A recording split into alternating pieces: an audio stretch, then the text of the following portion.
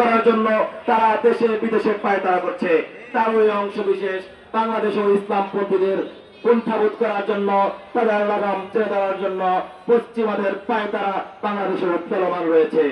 তবে এখানে তারা আমেরিকা থেকে নয়, তারা ভারতের মাধ্যমে আমাদের উপর চাপ প্রয়োগ করছে। আজকে ভারত বাংলাদেশের উপর দাদাগিরি করছে, ভারত বাংলাদেশকে যুদ্ধরত রাষ্ট্রে পরিণত করছে।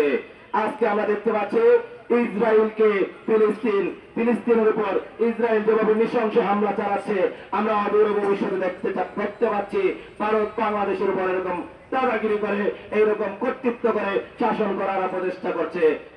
আমাদেরকে প্রশাসন একটা কথা বলে মিছিলের আগে, হুজুর পাটার দোকান আর এই দোকানগুলোর দিকে খেয়াল রাখবেন।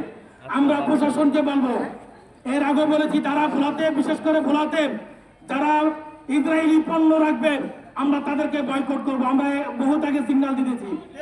এরপর আমরা প্রশাসনকে বলবো, আপনারা এই প্রত্যেকটা এজেন্ট বন্ধ করুন এবং দোকান থেকে বাছাই করে এগুলো বের করুন।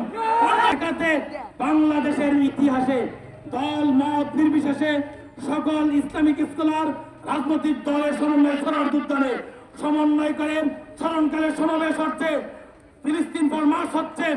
ইনশাল্লাহ হয়তো জাতীয় নেতৃবৃন্দ আমাদেরকে জেহাদের ডাক দিবে। আমরা প্রয়োজনে আমার সন্তানকে এতিম করব, আমার স্ত্রীকে বিধবা করব, মায়ের থেকে বিদায় নিয়ে যাবো কাপড়ের কাপড় পরে আমরা ফিলিস্তিন রক্ষা করার জন্য।